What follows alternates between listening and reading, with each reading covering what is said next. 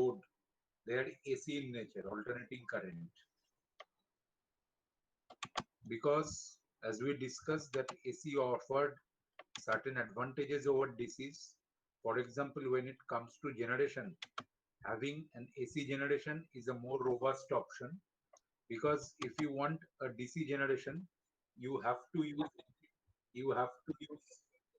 हाँ हाँ ठीक है.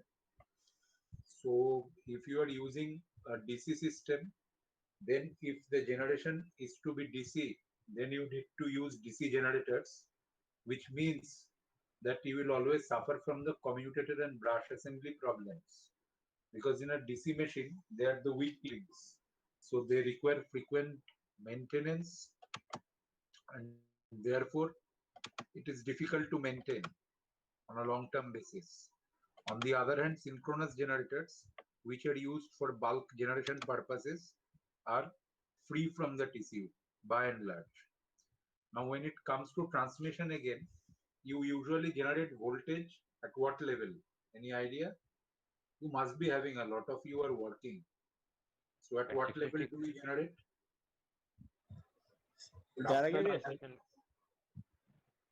Maximum up to 22 kV, not beyond that. Okay. Maximum maybe 15.6 is also available. Maximum up to 22 kV, in that range. When I say 22, it's not a sacrosanct number, but it gives an idea about the range.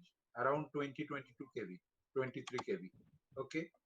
So why don't बार-बार black हो रही है? हाँ, display बार-बार जा रहा है आपका. नहीं वो तो because people are joining over and over again. To allow them, I have to minimize this screen. This is the problem, right? Again, you can see, right? Oh my God. When will people stop joining? Because in order to allow them, I have to minimize my presentation and allow them to join. Done. Hopefully, no more people will join.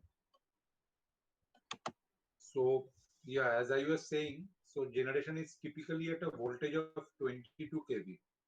But if you want to transmit a bulk amount of power, a huge amount of power over a long distance, then we go for high voltage transmission, right? 400 kV, 230 kV, 132 kV, even higher than 400 kV sometimes. We will see slowly. Okay. So why do we go for high voltage transmission system? What are the advantages? Yes, sir and ma'am. Why do we go for high voltage for transmission? Low losses, because the current will be lower for the same power. A. B. The voltage regulation will be better, because the moment you step up the voltage for the same power and same power factor, the current will reduce. Easy maintenance. Easy maintenance. Easy maintenance. Yeah, maintenance is one part, but that is mainly for this DC generation part. Why do you say that high voltage will have easy maintenance? High voltage has its own issues as well, right? More insulation requirement, more number of insulators, higher ROW width, greater separation, higher tower structures, costlier equipment. So there are many issues, but the main technical advantage that you get by using a high voltage for transmission purpose is the moment the power remains the same and the power factor remains the same, but you are transmitting power at a higher voltage, the current will reduce, and if the current reduces, then your loss, I square R loss, will also reduce. Agreed? Your I square R loss will reduce. So you have better power transmission efficiency. B, the second advantage is, if your current is reducing due to high voltage, then the voltage drop across the line, the I into Z drop, right? That will also reduce because your current has reduced. Agreed? So you have better voltage regulation. The voltage drop which takes place in the line is reduced if you are going for high voltage transmission. Agreed? Also, most importantly, if you remember the active power expression for essentially an inductive line, so the power transmitted from 1.1 to another point 2 is given as, for an inductive line, is given as E1 into E2 divided by X into sine delta, right? Where X is the transmission line reactance. Agreed? Do you remember? We talked about it in the last class also.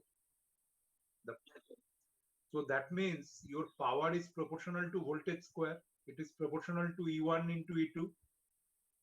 So if you are going for higher voltages, that means you can transmit more and more power. So for bulk transmission of power, you need high voltages, not low voltages. Say you are transmitting a certain power, say 400 megawatt at 200 kV. If you 400 kV, then the amount of power that you can transfer will become 4 times. Okay, it becomes 4 times because power transmitted through a transmission line between 2 points is proportional to the square of the voltage level. So you increase the voltage level by 2, you can transmit 4 times more power. So that's a very, very big advantage that you get. Okay. But your generation is at 22 kV. To step up the transmission level voltage to 6 kV. So you need some device which can actually transform. So the most common and the most rugged and most elegant device that you have to transform this voltage from one level to another at a very high efficiency is transformer. Agreed? Yes, sir. So now transformer only works with AC system. It doesn't work with DC system because you need a time varying current to operate or a time varying voltage to operate a transformer. So therefore, the widespread use of transformer and its suitability to transform the voltage easily from one level to another at a very high efficiency led to the development of AC systems all around the world. Okay. Now the question is, I will pose another question. Fine, so we want to transfer power at 440 kV. Why don't we generate power at 440 kV? I told that the power generation voltage, the voltage at which you are generating power, the voltage at which you are operating your synchronous machine, it is usually limited to the range of 20 to 23 kV. So why don't we design a synchronous machine which can generate power at 400 kV or say 220 kV? Why? Yes, sir. Sir, cost effectiveness. A generator which will be developing 400 kV will be far more expensive. It will be far more. Sir, expensive. Why will it be expensive? You are correct. It will be expensive. But why will it be size expensive? will be bulky. Size will be bulky. Why will be the size be bulky? Size बढ़ जाएगा क्यों Sir, बढ़ेगा? the because insulation required will be more. insulation. Because the insulation बहुत ज़्यादा requirement चाहिए will be much, much higher. Yes, sir. And remember that any equipment, the insulation is the most costly portion of the equipment. Okay, it is the most costly part. So the moment your insulation requirement becomes extremely high, it means that you need to provide a costlier solution. So your solution will be costly. A, B, the bulk of insulation will increase, which means the size of the machines will increase. So therefore, the size of the power stations will also increase. Okay. If you are placing it indoors, you have to build a huge room in comparison to what you are building now. So, and there is another problem. Have you heard of the term partial discharge? Yes or no? No, Yes, sir. sir. In high voltage, have you studied about it? Partial discharge? No, sir. So with such high voltages of around, so look it up later. It's not part of this course, but you should know it. So sometimes it exhibits partial discharge issues if you are generating voltage at a very high level using a synchronous generator. So it's not a very effective solution to have generation at a very high value. And again at the again at the receiving end, you will have customers connected. So most of the domestic customers as well as commercial customers, they will be using low voltage. So again at the receiving end, you need to step down the voltage from the transmission level to a relatively lower level of use. For example, the bulk customers, the industrial customers might take at 33 kV or 66 kV, but usually the domestic customers, you will see this primary or the secondary distribution feeders carrying power at 415 kV, and when it comes indoor in a normal house with low loads, it is a single phase circuit of 240 volts that you use. So again, there is another step of voltage transformation which is involved, and therefore you again need a transformer, and therefore AC system is most suitable when it started out. Okay, now we will see. And the second problem, but at the same time, AC transmission has got many advantages as I talked about right now, but there are several issues as well. The most important issue is the stability issue, because whenever you are connecting 2 points using an AC line and you are transferring AC power from one point to another, the system stability will reduce as the distance between these 2 points increase. Okay, for example, in the northeastern part of our country, it's a hilly terrain, right? So you have many rivers there. So the northeastern states, the 7 states, they have a very high potential for generating tidal power or hydroelectricity. But the load in northeastern states is very low. So the load is high more in the western region, Gujarat and Maharashtra, as well as maybe in the NCR region and nearby areas where you have many industrial setups, because the bulk of the power goes to the industrial consumers only. At the okay, they are the heavy electricity consumers. So the industries are situated far away from northeast. So you need to, in order to tap or utilize that resource available at your disposal, you need to generate power in northeast and then transfer it to the western or the northern part of the country, which is quite far away. So you need long transmission lines, very long transmission lines to carry that power from northeast, the point of generation, down to west or northern parts where you have very high concentration of load. But we have already established in the last class that whenever your transmission length increases, the angle of voltages, right? 2 points, the point of generation, the point of consumption. The angle between these 2 points, the angle between the voltage of these 2 points is denoted by delta, say. Okay. So in order to carry a fixed amount of power at a given, if this transmission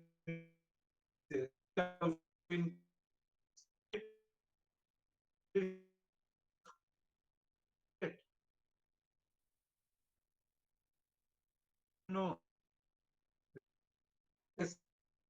so there are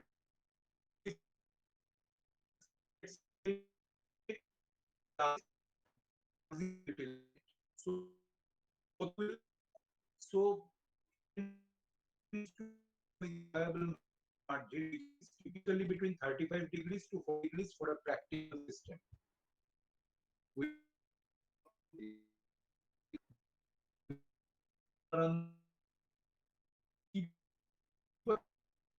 allow your delta, the voltages 35, 45 degrees. Okay, but it means that it puts a severe limitation on transmitting power from faraway places to transmission. You also which you can use to improve the steady state limit. Now another elegant solution is in this slide. These are 2 points. This is where you are generating power. This is where you are consuming power. Okay. and there's a long distance in between.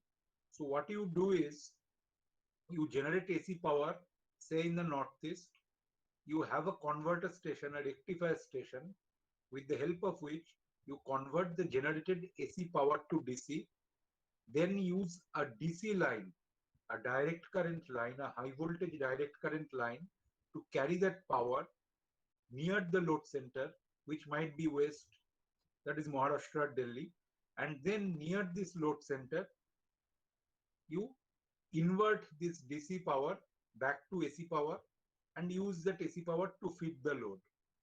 So this type of an arrangement is known as an HVDC system, okay, high voltage DC system, where on one hand you have an AC system, so the generated AC power is converted to DC using a rectifier station, carried over a long distance using a DC line, and near the load center, you again convert DC back to AC. So you have AC here, DC all through. Again, at the receiving end, near the load center, you convert DC back to AC. So this system is typically known as an HVDC station layout, and we will study about it in more details in days to come. Excuse me sir So this, yeah. Sir वो slide दिखाइए Now can you see this slide? No. No sir Oh my Yes, God. sir. Sir, your Anybody slide is who is visible. able to? Slide is visible. Slide Na? is visible. Yes, sir. I will Visible. shift to slide. visible.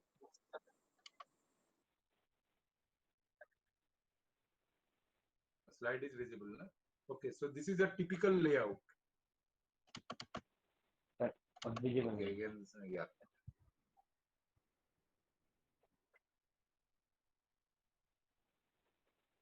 अभी visible है? Yes, sir, visible. Slide is not Yeah, visible, yeah. sir. Just wait. Yes, sir. Visible, sir. No problem. Visible or not Visible. visible? Visible, sir. Visible. Because it might take some visible, no? So this is the system. You generate power using an AC, convert it to DC using a rectifier, carry this power, DC power over a long distance using a DC line instead of an AC line, and right near this load center, which is quite far off, you again convert the DC back to AC and you feed the load using this. Okay, so this is an HVDC layout, and we will study each component of this layout.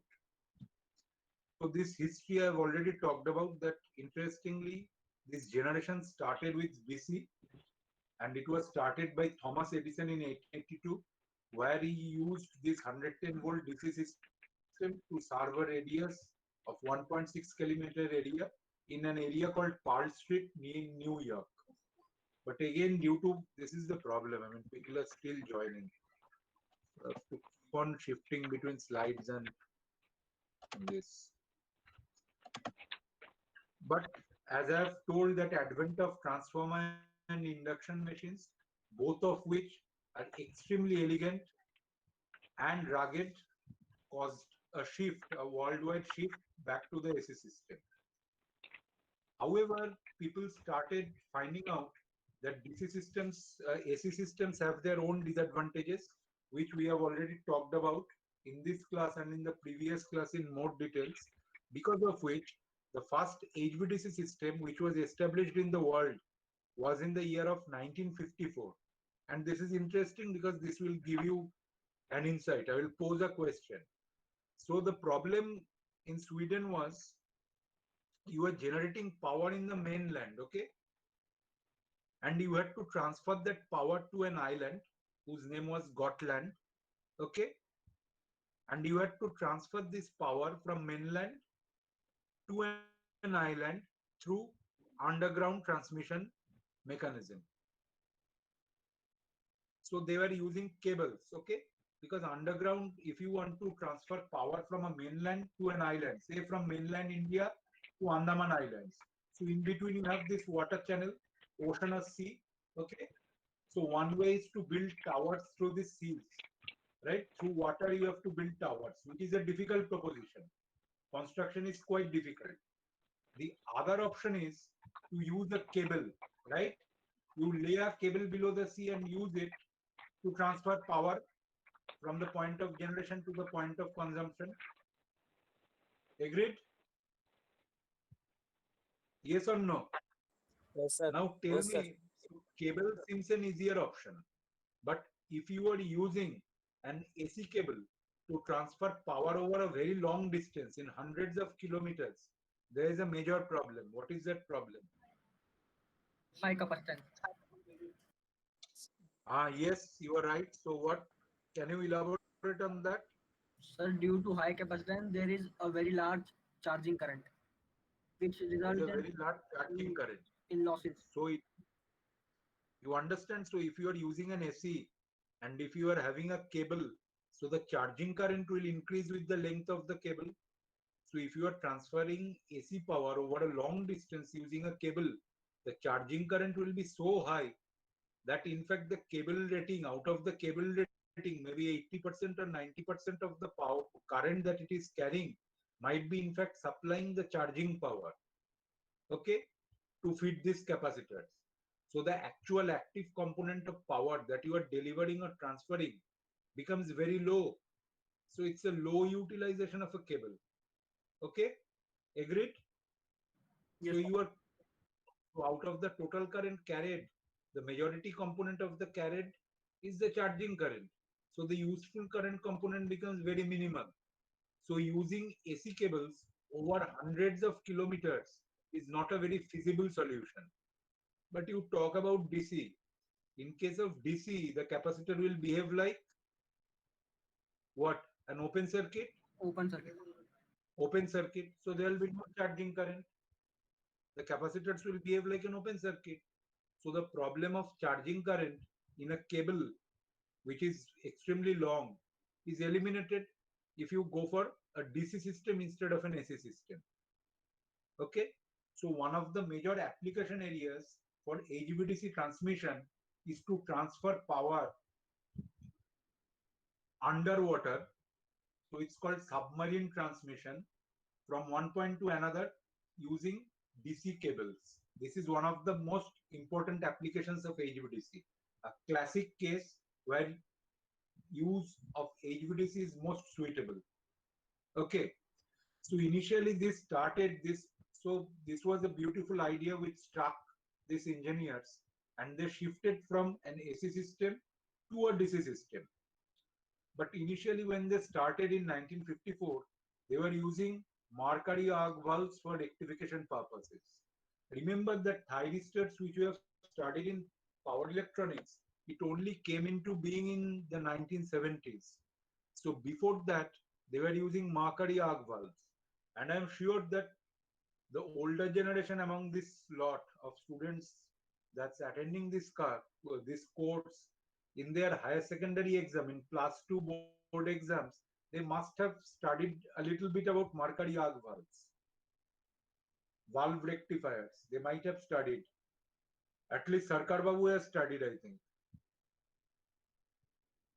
Sir, might be actually भूल गया हूँ याद भूल गया है. It was so far back, right? So many years ago. Yes, But yes. if you remember, I mean, which school did you pass out from, sir? Ramakrishna Shambhu. So it was West Bengal board, right? Yeah, West Bengal board, sir. So in physics, you used to read this Dattopal Chaudhary, all these books, right? Dr. Pal Chaudhary, yes, sir. So that book had a chapter. If you remember modern physics, this rectifier portion was there. So before going to diode, they had a small write-up on these Mercury arc valves. Okay. So this was typically used before the advent of diodes and thyristors for power applications. Okay. Okay. Because initially when these devices came, these are known as solid state devices. So before this came, they were actually used for signaling circuits, means electronic circuits, which were low voltages. Because if you are to use these solid state devices for high voltage circuits, then you need to for power circuits, I should say rather. So their voltage withstanding capability should be very high, because you are using in kilovolt range, several hundreds of kilovolts. And B, their current carrying capacity should also be very high. So the development of these devices for application in the power system field took some time. So So it was only after 1970s, after all these technologies matured, that we shifted from mercury arc valves to thyristors. As you can see, the rating of a typical thyristor that we are using since last 10-20 years is 10 kV and 5 kiloamperes. So if you actually want to go to a voltage of say 500 kV, so what do you do? How do you arrange these thyristors? Because individual thyristors can bear a voltage up to 10 kV. So if you are to use it for 500 kV, how do you arrange these thyristors? So series arrangement. You arrange them in a string or a series, right? Series string, so that each thyristor will only tolerate a voltage up to 10 kV. The voltage across each device doesn't exceed 10 kV. And similarly, if you want to increase the current rating, you connect these thyristors in parallel, so that the total high current divides itself into several parallel groups, ensuring that no single thyristor is carrying a current of more than its rating, which is typically around 5 kiloampere. Agreed? Okay. So now out of all HVDC stations you have right now in India, almost 95%, more than that, maybe 100% also, in operation. Among those stations, HVDC stations which are in operation, all are thyristor based. Okay. There is another option, because what you are doing is you are basically rectifying and you are inverting, right? So instead of using a thyristor, why can't you use an IGBT or a MOSFET? Because an IGBT or a MOSFET has got several advantages. Okay. But we don't use it. The question is why? You think about it and give me an answer in the next class. Okay, I'll come back to it. We will see that there are severe limitations with thyristors, many, but still it is the most preferred option as of Sir. now. Sir, can you repeat the question? My question is, all you are doing is you are switching these devices so as to convert AC to DC, a process which is known as rectification, and again you are switching these devices from DC to AC, right? So you can use any kind of switch. So instead of using a thyristor, you can use an IGBT. IGBT you have heard, right? Yes, sir. In power electronics, IGBT MOSFET costly होता है और भी कुछ issues है. MOSFET use कर सकते हो because those are easier options. Easier options in a sense. Yes, sir. More? Anything else? Low power capacity. Low power capacity. No power connection. Low power capacity. It's mainly due to this switching time कम होता है sir. ratings. Main is rating, and there is another problem. If you remember the curve of these devices, VI characteristics of these devices. Anybody who remembers? If you remember in the curve thyristor, for thyristor and diode, you had portions in the first quadrant as well as in the third quadrant. You remember? Yes, sir. Yes, sir. So what does it mean? First quadrant means that the current is positive, voltage is positive. Okay. Third quadrant means both current and voltages are negative, right? Yes, sir. But if you remember the VI characteristic of a MOSFET or an IGBT, it is only in the first quadrant, right? For positive voltages. So why is it? It means that the reverse voltage withstanding capability of these devices are quite low. So you need some special types of constructions to use these devices, these switches, namely MOSFET, IGBTs, for rectification purpose.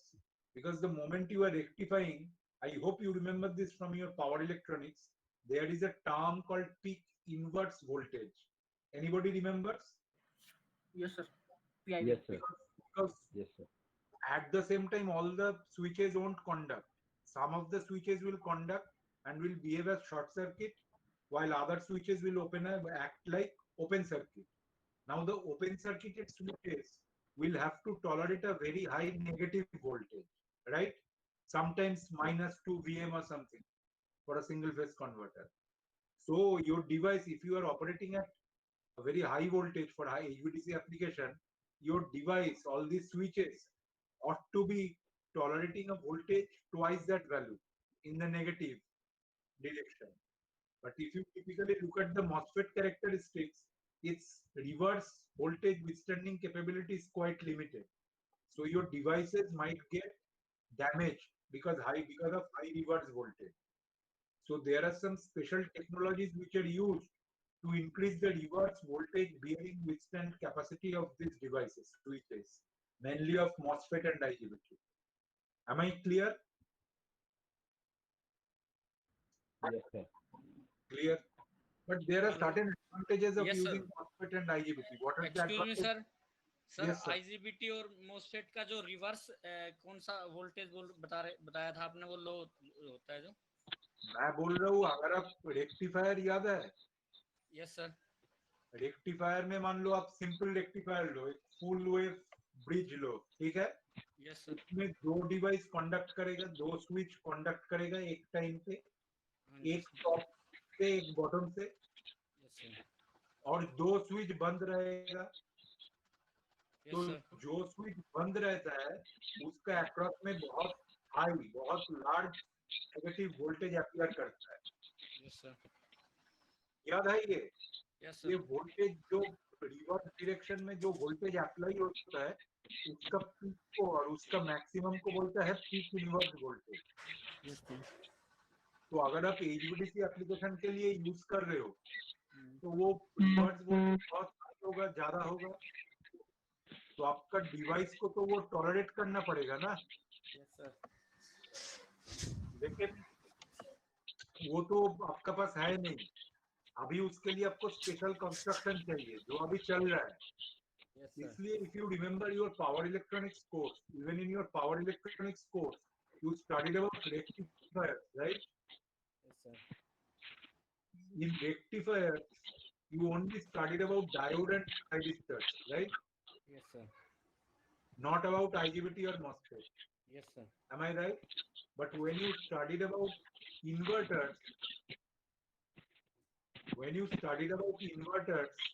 you studied about MOSFET and IGBT based converters. Am I right? Yes sir. So actually for inversion purpose, where you have AC in the input, you can use MOSFET and IGBT, but not for rectification purpose. For inversion purpose we use Guys, MOSFET and mic IGBT. बंद कर लो भाई, it will disturbing. Shubham,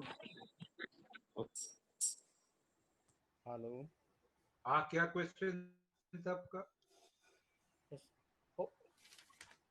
यही था कि sir IGBT और MOSFET में जो reverse जो वोल्टेज बता रहे थे आप, रिवर्स ब्रेकिंग वोल्टेज बता रहे थे, वो लो होता है बहुत। लो होता है, तो इतना हाई वोल्टेज सिस्टम के लिए उसको टॉलरेट करना बड़ा मुश्किल है।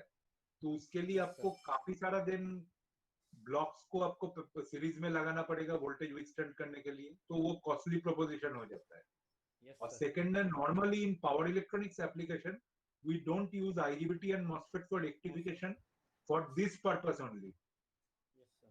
Because if you remember in power electronics, in the rectification chapter, you studied only about thyristor and diode based devices, not IGBT or MOSFET based devices. Because there are advantages. Why we use for inversion purpose, sir, these IGBT and MOSFET? There are two reasons, sir. Okay, there are two reasons. There are two reasons. One reason is when you are using an inverter, first of all आपका वो reverse voltage तो आता है, लेकिन सबसे बड़ा जो advantage है वो क्या है बताओ? अच्छा, इन्वर्टर, आपका इन्वर्टर के इनपुट क्या है? डीसी। डीसी है। हाँ सर। अगर आप थायरिस्टर यूज करोगे, Am I clear?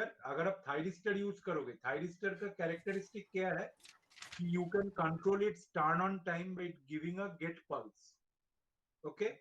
By giving a get pulse. Yes sir, gate pulse. Yes sir, yes.